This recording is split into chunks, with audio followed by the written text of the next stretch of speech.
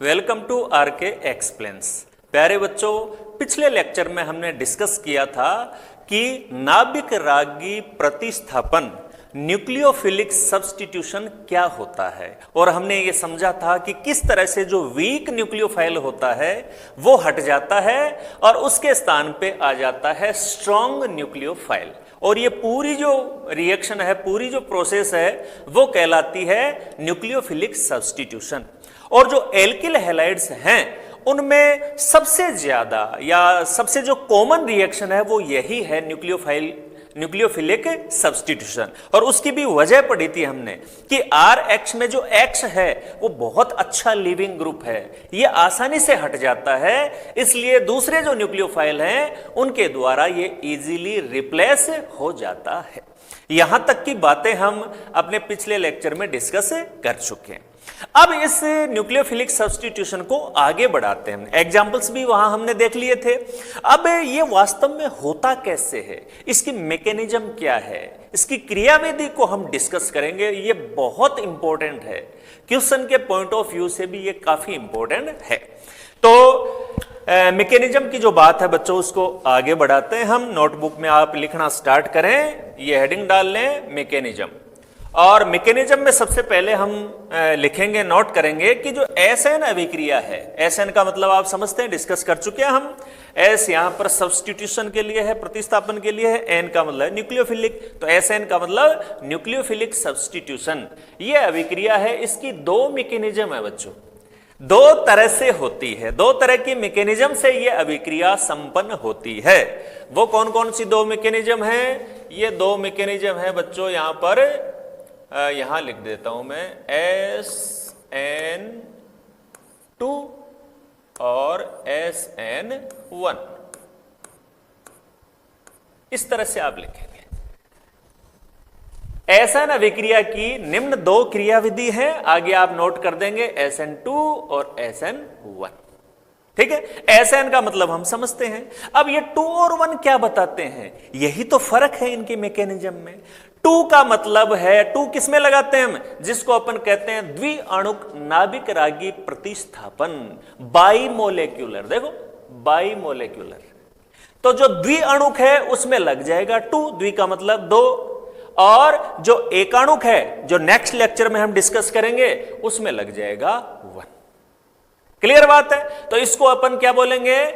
SN2, इसको क्या बोलेंगे? SN1।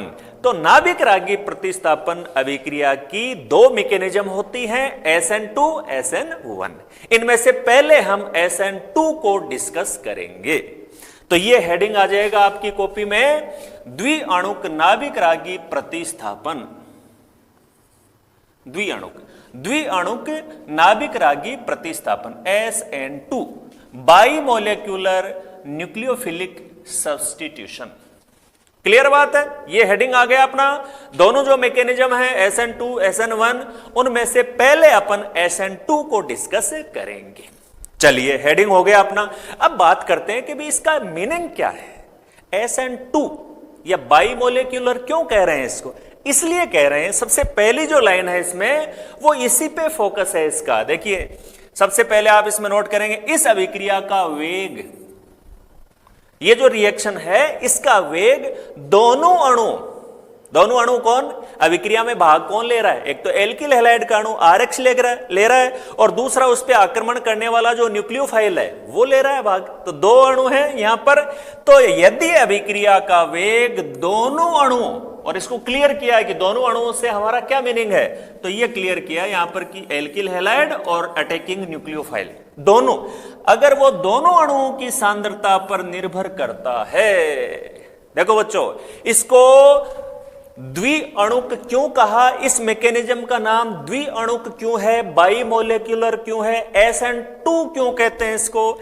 इसलिए कहते हैं कि इस अभिक्रिया का जो वेग है वो दो अणुओं की सांद्रता पे निर्भर करता है। दोनों अणुओं की, कौन से दोनों अणुओं की? एल्किल हैलाइड और अटैकिंग न्यूक्लियोफाइल, दोनों अणुओं की सांद्रता पे निर्भर करता है, इसलिए इसका नाम क्या हो गया? द्विअणुक।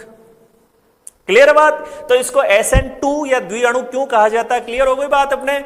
इसी को थोड़ा सा और बच्चों एक्सप्लेन करते हुए यहां पर हम आगे कह देते हैं कि इस अभिक्रिया का जो वेग है, वेग वो किसके ऊपर निर्भर करेगा? दोनों अणुओं की सांद्रता पे। हमने कह दिया वेग निर्भर कर रहा है किस किस के ऊपर निर्भर कर रहा है बच्चों?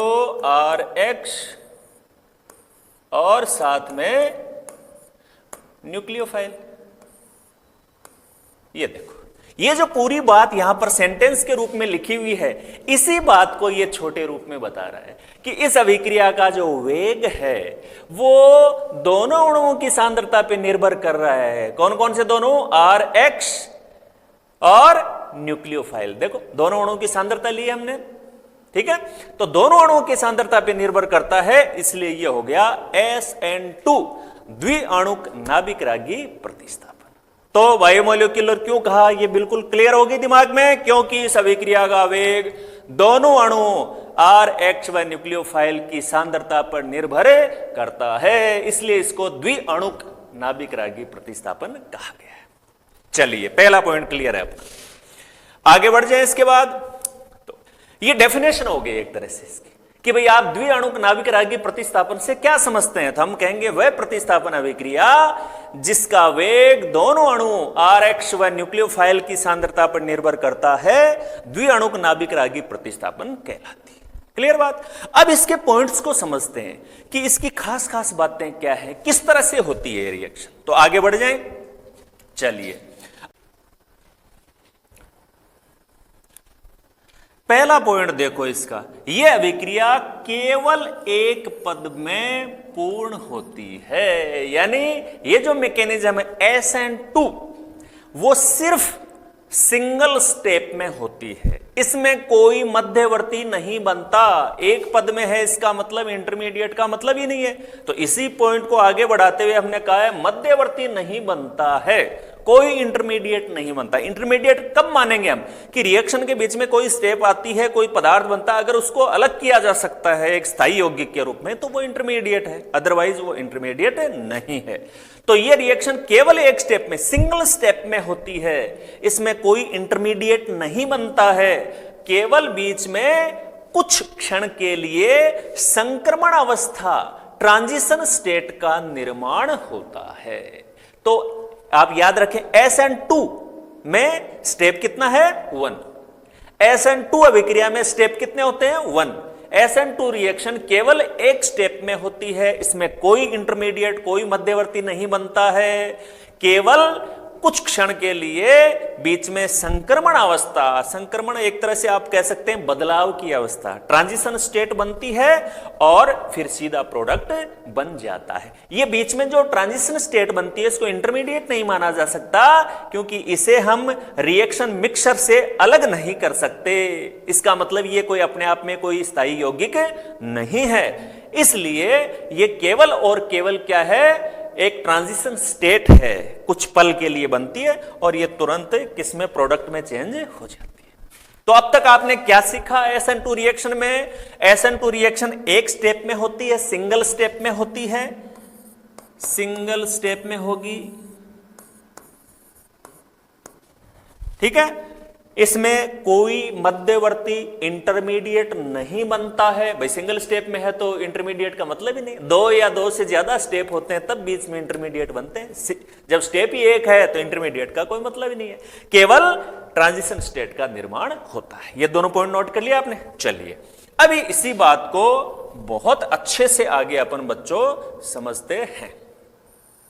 अब देखो नीचे आप क्या करेंगे आप लोग कि ये जो इसकी मैकेनिज्म है इसको आप बहुत अच्छे से बनाएंगे, नोट कर लेंगे इसको आप, ताकि हम अच्छे से इसको समझ पाएं कि क्या कहना चाह रहा है इसमें।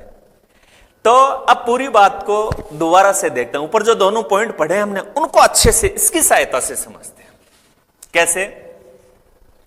हमने क्या कहा कि पहली बात तो इसमें सिंगल स्टेप होता है, बीच में ये जो स्टेज यहां बनती है इसको अपन कहते हैं संक्रमण अवस्था। ये संक्रमण अवस्था है, ट्रांजिशन स्टेट, ट्रांजिशन स्टेट। ये लीजिए ट्रांजिशन स्टेट। ठीक बात है। चलो अब दोबारा से इसको बहुत अच्छे से समझते हैं क्या हुआ, किस तरह से हुआ है। देखो ये यहां पर हमने लिया है एक एल्किल हैलाइड। कौन सा एल्किल हैलाइड है बच्चों? यहां जो अपने मॉलिक्यूल्स होते हैं, कार्बनिक अणु होते हैं, उनकी 3D स्ट्रक्चर बनाना 11th क्लास में हमने सीखा है। ये इसकी 3D स्ट्रक्चर है। कौन सा है यहां पर ये अणु? Methyl chloride. यहां कार्बन है, इस कार्बन पे 1 2 3 हाइड्रोजन जुड़ी हुई है, तो CH3 आगे जुड़ा हुआ है Cl, तो ये मेथिल क्लोराइड है। ठीक है, 1 डिग्री हैलाइड है, क्योंकि SN2 जो मैकेनिज्म है वो 1 डिग्री हैलाइड सबसे ज्यादा इजीली देते हैं। इसका कारण आगे हम डिस्कस करेंगे। तो 1 डिग्री हैलाइड के रूप में यहां पर हमने ले लिया है मेथिल क्लोराइड, और इसके साथ रिएक्शन कर रहा है न्यूक्लियोफाइल के रूप में हमने ले लिया है हाइड्रोक्साइड आयन OH-। मतलब जैसे सपोज करो कि मेथिल क्लोराइड की अभिक्रिया किसी जलीय क्षार के साथ हुई है। ये जो अभिक्रिया है मोस्टली ये किसके लिए है? जलीय क्षार के लिए।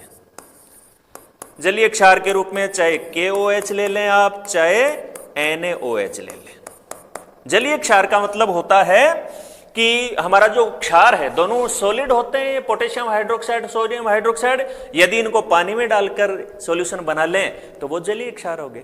तो ये रिएक्शन वास्तव में किसके बीच में है? मेथिल क्लोराइड और जलीय क्षार के बीच में है। अब जलीय क्षार होगा वो क्या देगा? जैसे हमने मान लीजिए KOH लिया तो क्या देगा? ये K+OH-, और इनमें से न्यूक्लियोफाइल OH- है, वो इस पे अटैक करेगा, तो हमने रिएक्शन में केवल OH- से दिखा है। क्लियर बात? हम ये समझना चाहते हैं कि जो आने वाला न्यूक्लियोफाइल है वो किस तरह से अटैक करता है, किस तरह से प्रोडक्ट का निर्माण होता है।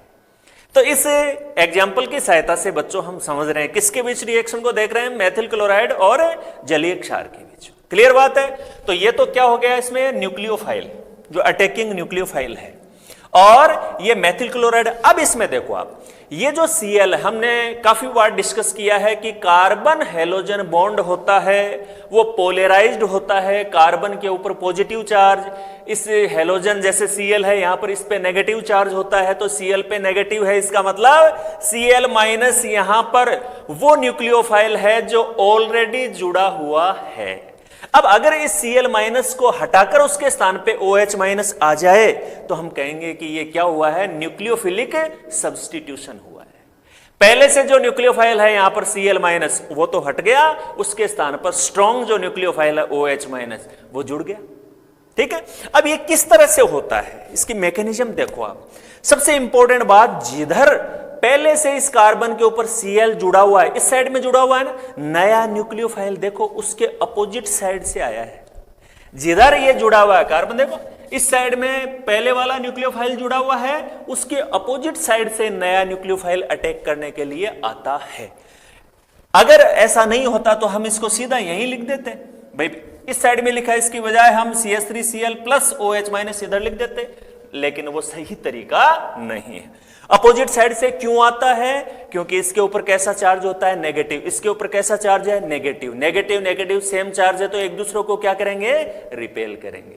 और ये जो रिपल्सन है वो सबसे कम कहां होगा? जब इनके बीच में इसके बिल्कुल अपोजिट साइड से आए, वो 180 के एंगल पे आए 180 से, तो ये रिपल्सन कम से कम होगा ना। इसीलिए देखो विपरीत दिशा से आया है, इसी को हम कहेंगे रियर अटैक या बैक साइड अटैक। आगे डिस्कस करेंगे, पॉइंट है इसका। तो हमेशा जिधर पहले वाला न्यूक्लियोफाइल जुड़ा हुआ है उसकी अपोजिट साइड से नया न्यूक्लियोफाइल अटैक करेगा। अब क्या होता है कि जैसे ये नया न्यूक्लियोफाइल इस कार्बन पर अटैक करता है, क्यों करता है? पहली बात तो अटैक इसलिए करता है कि हमने पढ़ा है कि ये बॉन्ड जो होता है वो पोलर होता है। कार्बन के ऊपर पॉजिटिव चार्ज होगा पार्शियल, और ये जो Cl है इसके ऊपर कैसा होगा? नेगेटिव।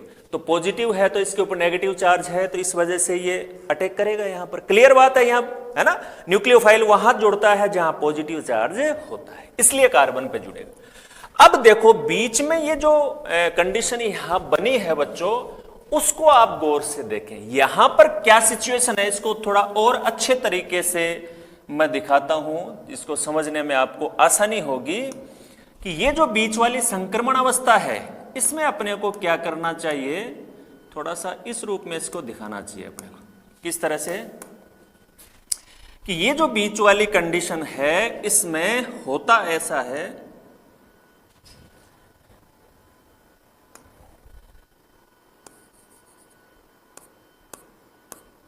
इस तरह से दिखाएंगे इसको।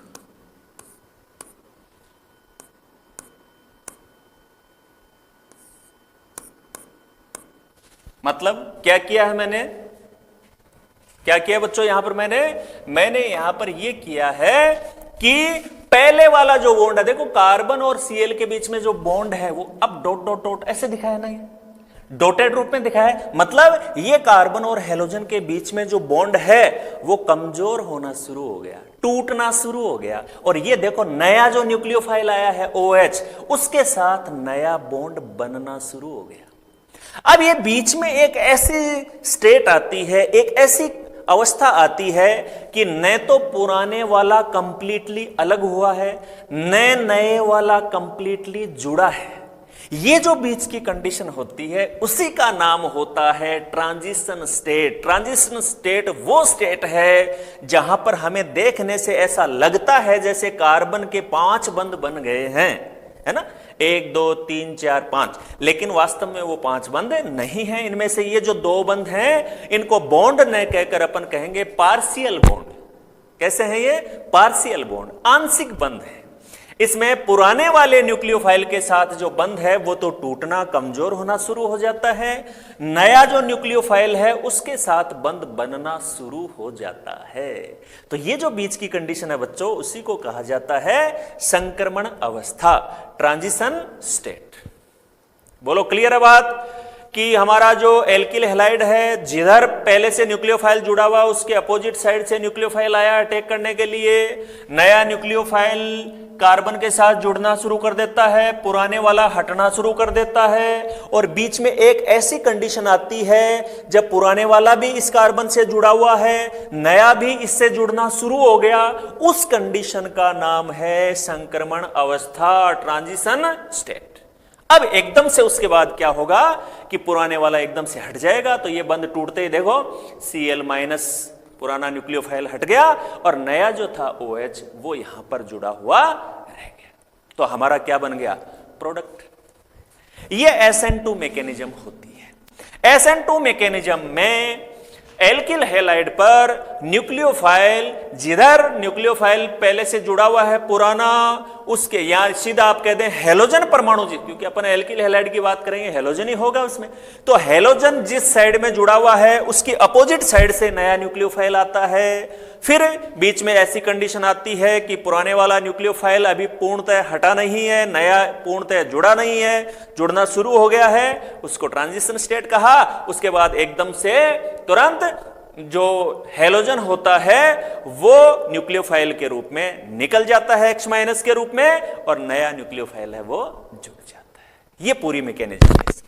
अब इस मैकेनिज्म के जो खास खास पॉइंट्स हैं उनको हम डिस्कस करेंगे, बहुत इंपॉर्टेंट है। जैसे यहां देखो बच्चों, आप सबसे पहले क्या क्या कह रहा है, मैं थोड़ा सा इसको यहां इस तरह से ले लेता हूं ताकि पॉइंट्स को हम अच्छे से डिस्कस कर पाए। ठीक है, चलिए अब यहां पर क्या क्या कहा गया है देखो। संक्रमण अवस्था में केंद्रीय परम कार्बन से आक्रमणकारी नाभिक और निष्कासित नाभिक से जो हट रहा है X-, यहां पर Cl- है, निष्कासित होने वाला, और जो आक्रमणकारी अटैकिंग न्यूक्लियोफाइल है OH-, वो दोनों आंशिक रूप से जुड़े रहते हैं। ये अपने डिस्कस कर लिया पहले कि संक्रमण अवस्था में नया और पुराना, हटने वाला और आक्रमणकारी, दोनों के दोनों जो न्यूक्लियोफाइल हैं वो पार्शियली जुड़े रहते हैं। पुराने वाला है उसका बॉन्ड कमजोर पड़ रहा है, वीक हो रहा है, नए वाले का बॉन्ड है वो धीरे धीरे बनता जा रहा है, स्ट्रॉन्ग होता जा रहा है। तो ये कंडीशन इसमें होती है, इसको डिस्कस कर चुके हैं। ठीक है, संक्रमण अवस्था के निर्माण में संक्रमण अवस्था बनी कैसे, किस तरह से बनी, ये पहले शुरू से डिस्कस करते आ रहे हैं अपन। संक्रमण अवस्था इसलिए बनी क्योंकि जो हेलोजन जिस साइड में जुड़ा हुआ है उसकी अपोजिट साइड 180 डिग्री के कोण पे नया न्यूक्लियोफाइल है। उसी पॉइंट को दोबारा डिस्कस कर रहे हैं हम कि संक्रमण अवस्था के निर्माण में जो आक्रमणकारी नाभिक रागी है, जो अटैकिंग न्यूक्लियोफाइल है वो निष्कासित नाभिक रागी यानी X माइनस के ठीक विपरीत दिशा 180 डिग्री के कोण से आक्रमण करता है। यानी जिधर हैलोजन जुड़ा हुआ है उसके पीछे की तरफ, 180 का मतलब जस्ट पीछे हो गया ना उसके, तो जिधर हैलोजन जुड़ा हुआ है उसके पीछे बैक साइड से वो अटैक करता है। इसीलिए बच्चों इसको कहा जाता है पश्चात आक्रमण, बैक साइड अटैक या फिर रियर अटैक। और इस रियर अटैक का कारण समझ में आ गया आपके अच्छे से कि जो नया अटैकिंग न्यूक्लियोफाइल है वो हैलोजन परमाणु जिस दिशा में जुड़ा हुआ है उसके 180 डिग्री से अटैक क्यों करता है, क्योंकि दोनों के ऊपर सेम चार्ज होता है, इसलिए दोनों एक दूसरे को रिपेल करते हैं। और इस रिपल्सन को मिनिमम करने के लिए जिधर हैलोजन जुड़ा हुआ है उसके बिल्कुल अपोजिट यानी बैक साइड से नया न्यूक्लियोफाइल है वो अटैक करेगा। क्लियर बात है?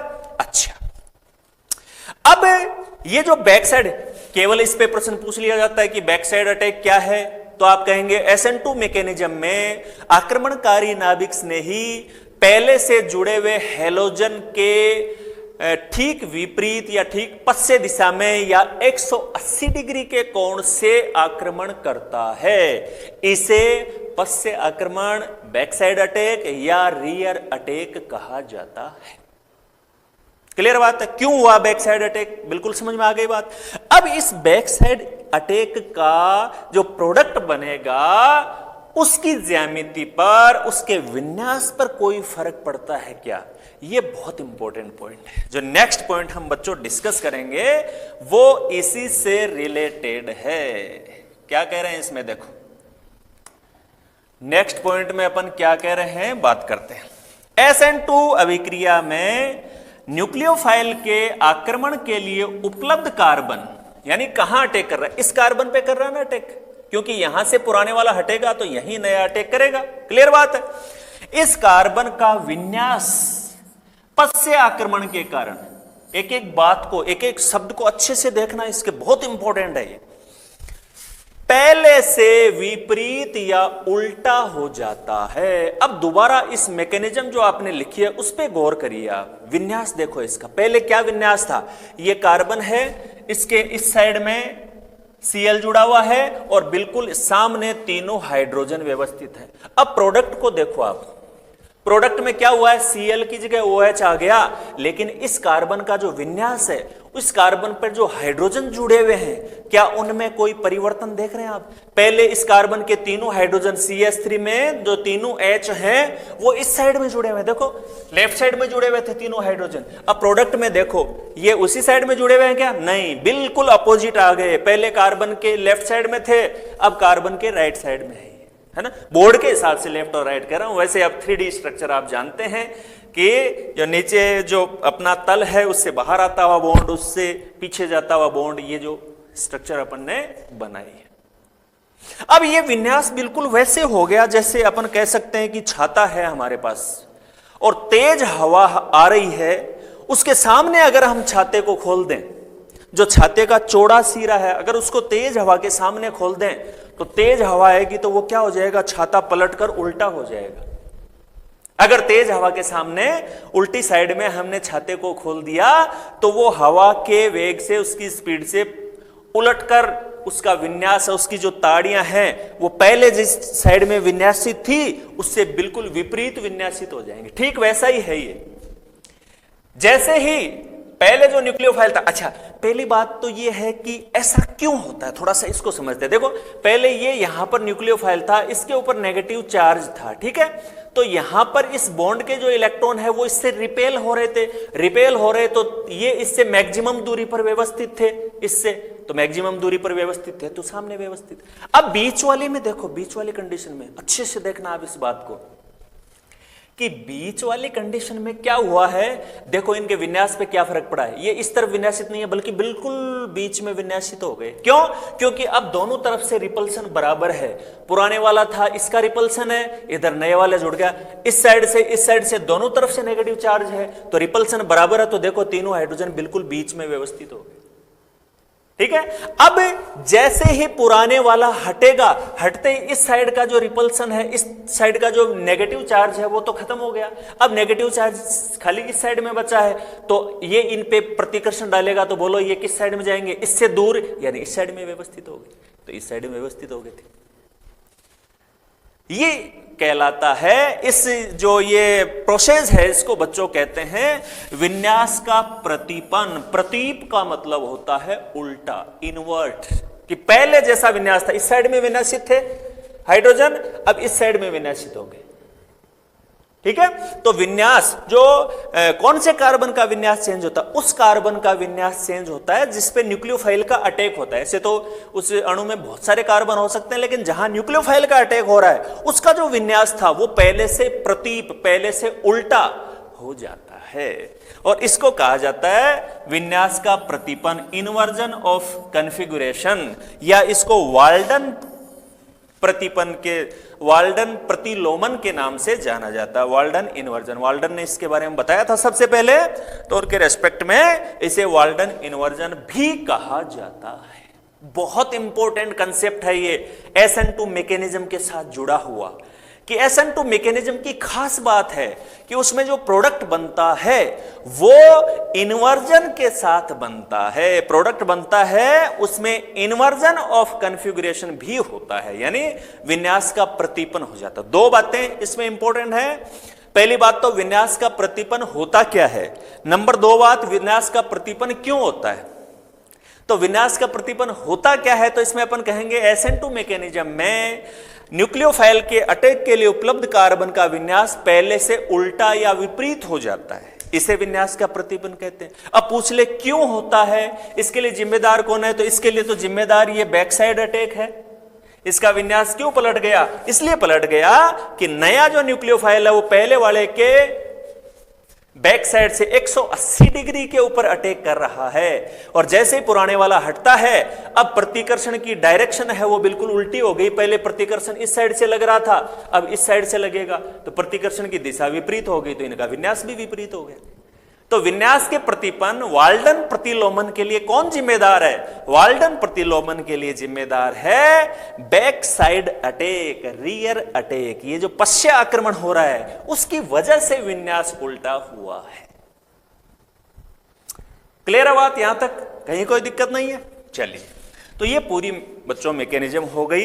अब लास्ट में हम ये देखना चाहेंगे कि एल्किल हैलाइड तो हमारे पास तीन तरह के हैं, 1 डिग्री हैं, 2 डिग्री हैं, 3 डिग्री हैं। तो ये जो SN2 मैकेनिज्म होती है इजीली कौन से एल्किल हैलाइड देते हैं, 1 डिग्री, 2 डिग्री, 3 डिग्री में से कौन SN2 मैकेनिज्म को इजीली देगा, ये अब हम डिस्कस करेंगे। और इसके पीछे जो सबसे बड़ा जो अपना लॉजिक है वो क्या रहेगा, देखो यहीं समझ लेते हैं इसको। इसके लिए सबसे बड़ा लॉजिक है वो होगा त्रिविम विन्यासी बाधा। यहां हम देख रहे हैं कि जब ट्रांजिशन स्टेट बनती है, नया न्यूक्लियोफाइल आया, तो इसमें देखो ये जो कार्बन के ऊपर ग्रुप जुड़े हुए थे ये तीनों छोटे छोटे थे, हाइड्रोजन है। अब सपोज करो कि मान लीजिए यहां पर बड़े आकार के एल्किल समूह है, मैथिल, एथिल, प्रोपिल, बड़े आकार के अगर समूह होंगे तो क्या होगा बच्चों, ये इस कार्बन को बड़े आकार के समूह होंगे तो ढकलेंगे उसको, है ना, और ढकलेंगे अगर वो, तो नया न्यूक्लियोफाइल है उसको इस कार्बन तक आने के लिए जगह नहीं मिलेगी, बीच में वो रुकावट डालेंगे। कौन, एल्किल समूह, बड़े आकार के एल्किल समूह न्यूक्लियोफाइल के कार्बन तक आने में रुकावट पैदा करते हैं, इसको कहते हैं त्रिविम विन्यासी बाधा। और ये बाधा सबसे कम किस में होगी, 1 डिग्री में, क्योंकि 1 डिग्री में कार्बन होता है उस पे एक ही का, या तो बिल्कुल जुड़ा हुआ नहीं होगा जैसे इस पे छोटे छोटे हाइड्रोजन है, या फिर ज्यादा से ज्यादा एक कार्बन जुड़ा हुआ होगा, तो 2 तो हाइड्रोजन जुड़ी हुई रहेंगी, और ये सबसे छोटे आकार के परमाणु होते हैं हाइड्रोजन। तो इजीली नया न्यूक्लियोफाइल कार्बन तक आ सकता है। लेकिन अगर यहां पर जैसे जैसे कार्बन यहां पर एल्किल समूह बढ़ते जाएंगे 2 डिग्री में, 3 डिग्री में, तो वैसे वैसे न्यूक्लियोफाइल की इस कार्बन पर अटैक करने की जो पॉसिबिलिटीज है वो कम होती जाएंगी। यही अपना बच्चों तीसरा पॉइंट है जो कि काफी इंपॉर्टेंट है। चलिए ये देखिए, ये जो पॉइंट है ना अपना, वो इसी से रिलेटेड है। क्या कह रहे हैं इसमें? SN2 में कार्बन हैलोजन बंध के कार्बन से जुड़े एल्किल समूह त्रिविम बाधा के कारण जो आक्रमणकारी नाभिक रागी है, जो जुड़ने के लिए आ रहा है, जैसे अपन ने जो एग्जांपल लिया इसमें OH- है, वो अटैकिंग न्यूक्लियोफाइल है, उसके आक्रमण को बाधित करते हैं, रुकावट डालते हैं।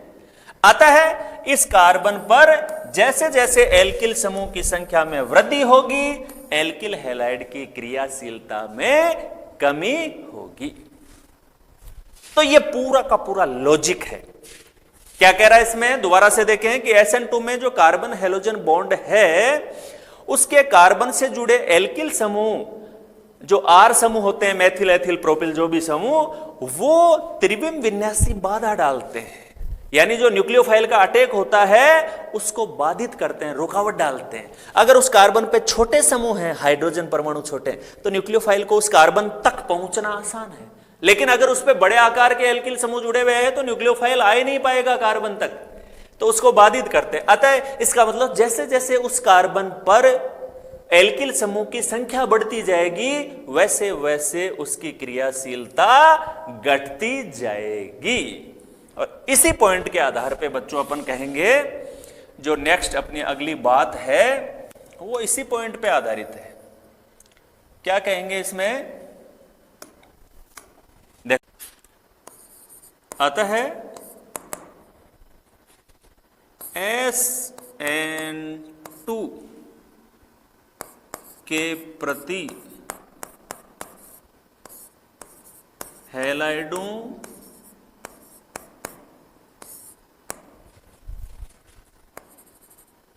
की क्रियाशीलता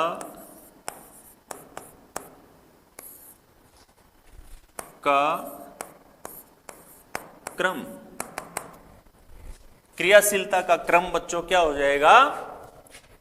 क्रियाशीलता का क्रम। ये ठीक से यहां पर क्रियाशीलता लिख देता हूं मैं।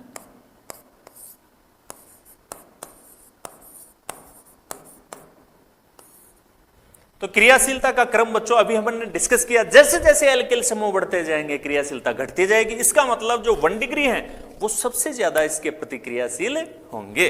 तो चलो मैं लिख देता हूं, और 1 डिग्री में भी सबसे सरलतम प्रकार लेते हैं हम सबसे पहले। तो मैं ले लेता हूं यहां पर CH3X, ठीक है, सुपर प्राइमरी। और उसके बाद मैं बच्चों ले लेता हूं CH3CH2X।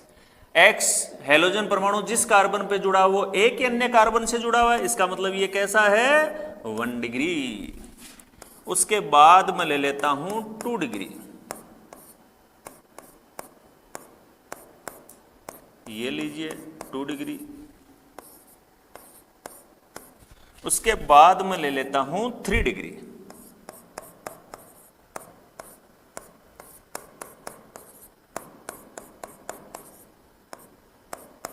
ये हो गया 3 डिग्री। तो कुल मिला के हमने कह दिया कि जो SN2 मैकेनिज्म होती है, SN2 के प्रति हैलाइडों की क्रियाशीलता का क्रम ये है। यानी हमने कहा SN2 के प्रति 1 डिग्री जो एल्किल हैलाइड होते हैं वो सबसे ज्यादा क्रियाशील होते हैं, उसके बाद 2 डिग्री और सबसे कम 3 डिग्री। कारण इसका, अगर इसका कारण पूछा जाए तो ये पॉइंट इसका कारण है, उसको स्पष्ट कर रहा है। क्या कह रहा है ये पॉइंट? कि जैसे जैसे कार्बन से जुड़े एल्किल समूह, देखो अटैकिंग कार्बन, न्यूक्लियोफाइल का अटैक जहां होगा वो कौन सा कार्बन होता है? जहां ऑलरेडी हैलोजन जुड़ा हुआ है। भाई पुराने वाला जो न्यूक्लियोफाइल है वो हटेगा, उसकी जगह ही तो नया जुड़ता है। तो पुराने वाला देखो ये X है, ये इस कार्बन पे जुड़ा हुआ है, उसके साथ एक ही एल्किल समूह जुड़ा हुआ है। क्लियर बात? तो ये 1 डिग्री है। अब इसमें जिस कार्बन पे हैलोजन जुड़ा हुआ, इस पे देखो 2 एल्किल समूह आ गए, ये एक एल्किल समूह आ गया, ये दूसरा एल्किल समूह आ गया, ठीक है। और इसमें 3 एल्किल समूह, 1 2 और 3। तो जैसे ही पुराने वाला हटेगा उसकी जगह नया न्यूक्लियोफाइल आएगा। तो देखो बाधा उत्पन्न कर रहा है, नहीं है, कार्बन को ढक रखा है इन्होंने। तो बताओ आप इन दोनों में खुद ही आप तुलना कर लें। एक तो जैसे यहां ये है, इसमें इस कार्बन पे 2 तो हाइड्रोजन है, छोटे आकार के, एल्किल समूह खाली एक ही है, ठीक है। तो जब ये X हटेगा तो इस कार्बन पर जब नया न्यूक्लियोफाइल जोड़ने के लिए आएगा तो इसके मार्ग में ज्यादा बाधा है या यहां पर ज्यादा रुकावट है, बाधा है? यहां ज्यादा बाधा है, क्योंकि इस कार्बन पर 3 एल्किल समूह जुड़े हुए हैं, 3। और यहां इस कार्बन के ऊपर एल्किल समूह कितने हैं? 2। यहां इस कार्बन पर एल्किल समूह कितने हैं? 1। और जैसे जैसे एल्किल समूह R की संख्या बढ़ती है, बढ़ रही है, 1 एल्किल समूह है, 2 है, 3 है, वैसे वैसे क्रियाशीलता घट जाती है। यही तो बताया इसमें हमने। तो आप ये लिखकर कि SN2 के प्रति हैलाइडों की क्रियाशीलता का क्रम निम्न है और नीचे ये क्रम दिखा दोगे। अगर इसमें क्वेश्चन बनता है, पहली बात तो आपको 2 तरीके से क्वेश्चन पूछे जाते हैं इस पे। बहुत सारे हैलाइड दे दिए, 3 हैलाइड दे दिए, उनमें से एक 1 डिग्री है, एक 2 डिग्री, एक 3 डिग्री। आपसे पूछ लिया जाए कि बताइए इनमें से SN2 के प्रति सबसे ज्यादा क्रियाशील कौन सा है, तो आपको उनमें से छांटना है कि 1 डिग्री कौन सा है। जो उनमें से 1 डिग्री है वो उसके प्रति सबसे ज्यादा क्रियाशील है, 2 डिग्री उससे कम, 3 डिग्री उससे कम। 1 डिग्री, 2 डिग्री, 3 डिग्री छांटना आपको सिखा रखा है पहले से। दूसरा, वो ये पूछ लेता है कि SN2 के प्रति 1 डिग्री हैलाइड सबसे ज्यादा क्रियाशील क्यों है, या पूछ सकता है कि 3 डिग्री सबसे कम क्रियाशील क्यों है SN2 के प्रति। उनका जवाब ये है। SN1 सबसे ज्यादा क्रियाशील क्यों है, तो इसके जवाब में आप कहेंगे क्योंकि 1 डिग्री में कार्बन पर केवल एक ही एल्किल समूह होता है, त्रिविम बाधा न्यूनतम होती है, अतः आक्रमणकारी आसानी से कार्बन पर अटैक करता है और क्रियाशीलता ज्यादा होती है। आपसे पूछ ले कि 3 डिग्री सबसे कम क्रियाशील क्यों है, तो आप कहेंगे क्योंकि 3 डिग्री में कार्बन पर 3 एल्किल समूह जुड़े रहते हैं, इस वजह से त्रिविम बाधा के कारण से नया आक्रमणकारी नाभिक रागी कार्बन तक पहुंचने में बाधा उत्पन्न होती है, आसानी से पहुंच नहीं पाता है, अतः यह SN2 के प्रति सबसे कम क्रियाशील है। तो ये बच्चों हमारे आज के लेक्चर में SN2 मैकेनिज्म से संबंधित सारे कंसेप्ट हमने बहुत अच्छे से क्लियर किए। बहुत अच्छा टॉपिक है ये, एग्जाम के पॉइंट ऑफ व्यू से काफी ज्यादा इंपॉर्टेंट भी है। तो अच्छे से सभी बातों को नोटबुक में आप लिखें और इनसे रिलेटेड जो क्वेश्चन हैं उनको आप हल करें, ताकि हमारा कंसेप्ट है वो और भी ज्यादा मजबूत हो और भी ज्यादा अपने दिमाग में क्लियर हो। Thank you.